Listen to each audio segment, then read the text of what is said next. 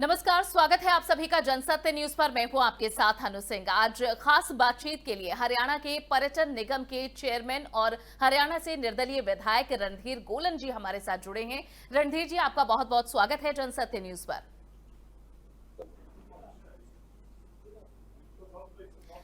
रणधीर जी, जब आप इस डिपार्टमेंट में आए तो आपने कहा था कि अग्रणी डिपार्टमेंट बनाएंगे इसे, और ये प्रण आपने लिया था। लेकिन 2019 के बाद जब आपने ये पदभार ग्रहण किया, उसके बाद अब आ चुका है कोरोना काल, जहां पर पर्यटन नगरी और इससे जुड़े आसपास के जो क्षेत्र हैं वो सभी प्रभावित हैं। तो आप कैसे देख रहे हैं इस समय को टूरिज्म इंडस्ट्री के लिए? पहले तो मैं मैडम आपके टीवी चैनल का स्वागत करता हूं कि आपने मुझे अपने टीवी चैनल पर मेरे साथ संवाद किया। जहां तक टूरिज्म विभाग की बात आपने मेरे सामने रखी, ये बात बिल्कुल सही है कि कोरोना के समय में टूरिज्म को काफी नुकसान हुआ है, लेकिन जो संकल्प जब मेरे को जिम्मेवारी दी गई थी तो मैंने उस टाइम संकल्प किया था कि मैं पर्यटन विभाग को ऊपर उठाने का काम करूंगा। और हमने उस कड़ी में मेरे पूरे विभाग ने दोबारा शुरू कर दिया है कि इस टूरिज्म को आगे बढ़ाने का काम करें। ऐसे हमने कदम उठाने शुरू कर दिए हैं।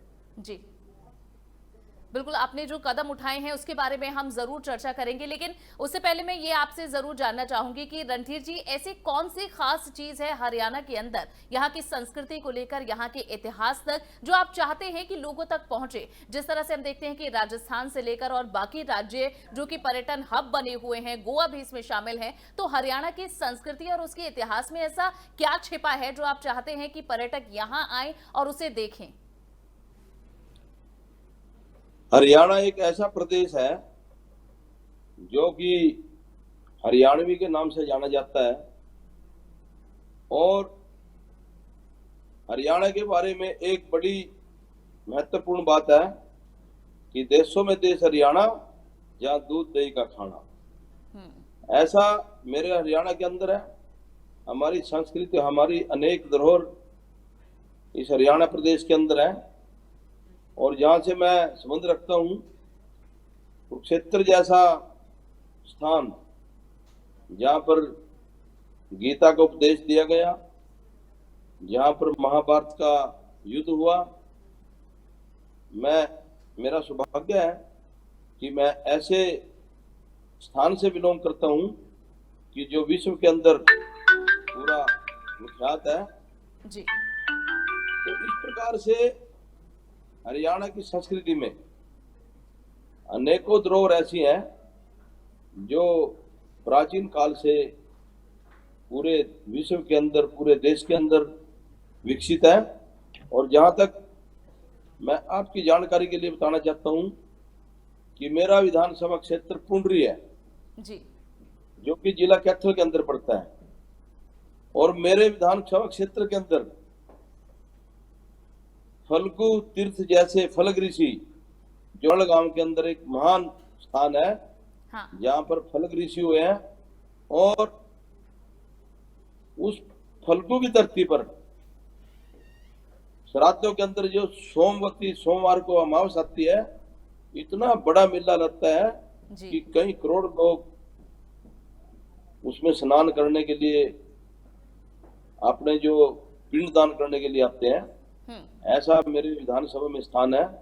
और दूसरा मैं आपसे बताना चाहता हूं कि जहां मैं पैदा हुआ, पुंडरी के अंदर जी, पुंडरी तीर्थ एक ऐसा महान तीर्थ है जो पुंडरक ऋषि के नाम से है।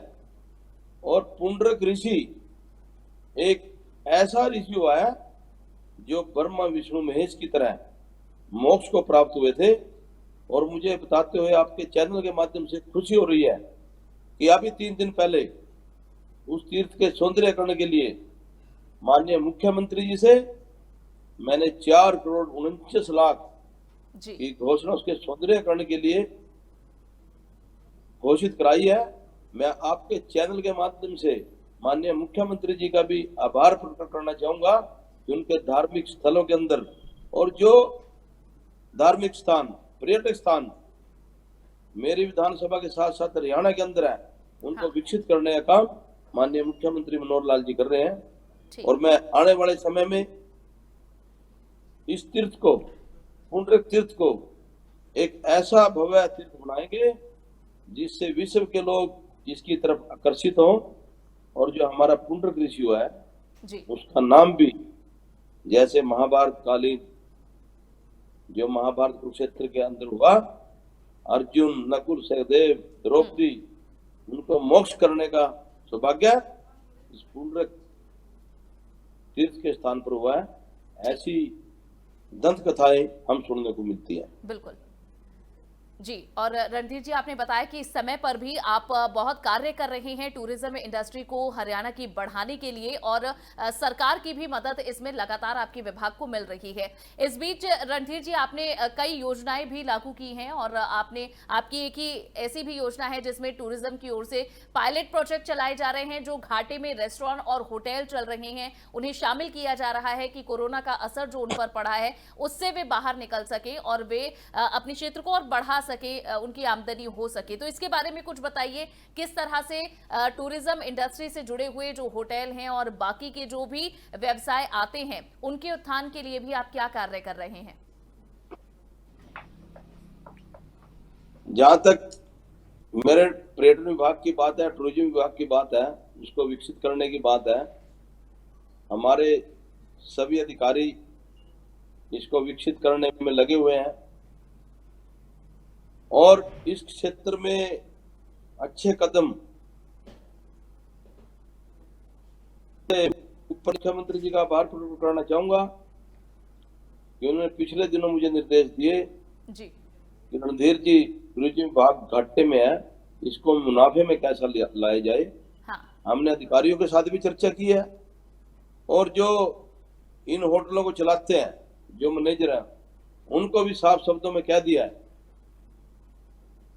जो मैनेजर बढ़िया काम करेगा उसको इनाम देंगे, और अगर कोई टूरिज्म घाटे में रहेगा, हमने उनको 3 महीने का समय दिया है, क्योंकि मेरे हरियाणा के अंदर 8-10 स्थानों को छोड़कर बाकी सभी जो होटल है वो घाटे में है जी। लगभग 46-47 हमारे होटल है पूरे प्रदेश के अंदर।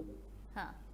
और ये बड़ी दयनीय स्थिति को देखते हुए मन को भी कष्ट कि इतनी बढ़िया हमारी साइट है, पूरा एनसीआर, पूरा जीटी रोड, फिर भी हम घाटे में है। उसको ऊपर उठाने के लिए हम प्रयास कर रहे हैं।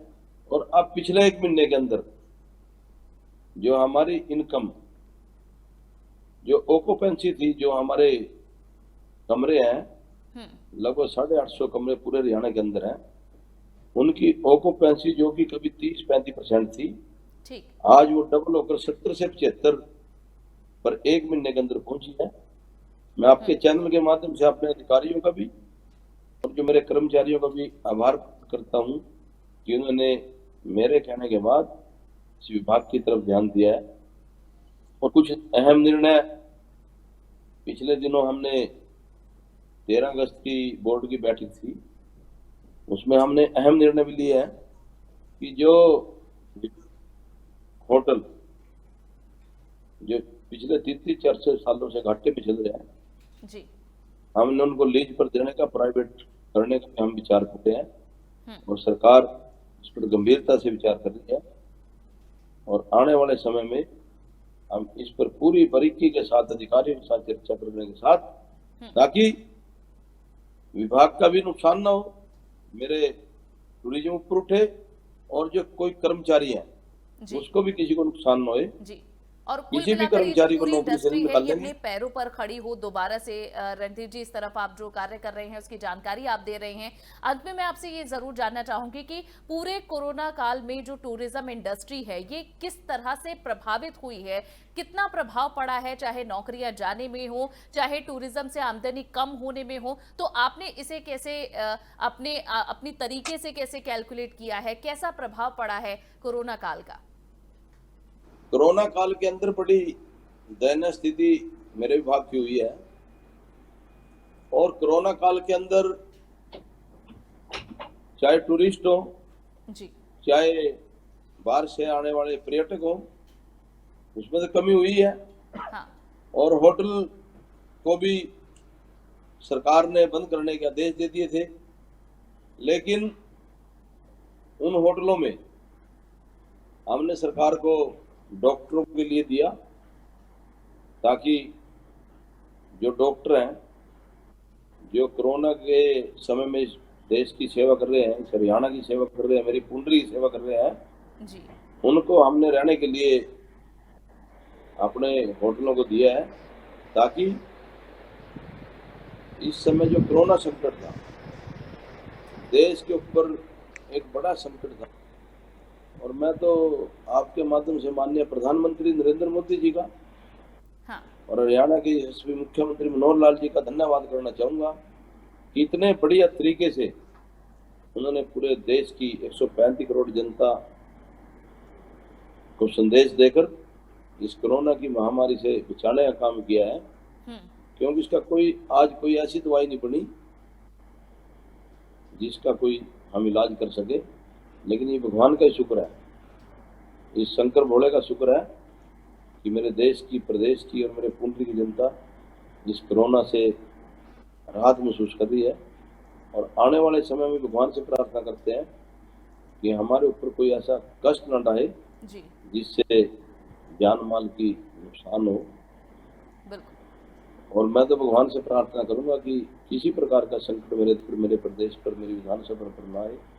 ऐसे आपके चैनल के माध्यम से निवेदन करता हूँ। जी रणधीर जी, बहुत बहुत शुक्रिया जनसत्य न्यूज से बात करने के लिए, और किस तरह से हरियाणा के अंदर पर्यटन को आप बढ़ावा देंगे इस कोरोना काल के अंदर, उसके बारे में जो जानकारी आपने दी उसके लिए भी धन्यवाद। जी बहुत बहुत धन्यवाद, बहुत आभार। आपने ऐसे छोटे से कार्यकर्ता को याद किया, इसके लिए आपका धन्यवाद। आपसे उम्मीद रखूंगा बार बार आप चर्चा करते रहोगे। जी शुक्रिया। तो ये थे हरियाणा पर्यटन विभाग के चेयरमैन रणधीर जी, जिन्होंने बताया कि किस तरह से उनकी कोशिश है कि एक बार फिर से हरियाणा की टूरिज्म को बढ़ाने के लिए जो वो कार्य कर रहे थे, और कोरोना की वजह से ये कार्य रुके, लेकिन एक बार फिर से उन्हें आगे बढ़ाने के प्रयास किए जा रहे हैं। और हरियाणा का जो टूरिज्म है, हरियाणा की जो संस्कृति है, हरियाणा की खूबसूरती और हरियाणा के इतिहास को विश्व के स्तर पर ले जाया जाए, विश्व के सामने ले जाया जाए, ये उनकी कोशिश है। फिलहाल के लिए बस इतना ही। ये चर्चा आपको पसंद आई हो तो इसे लाइक और शेयर जरूर करें। इस पर अपनी प्रतिक्रिया देनी ना भूलें। नमस्कार।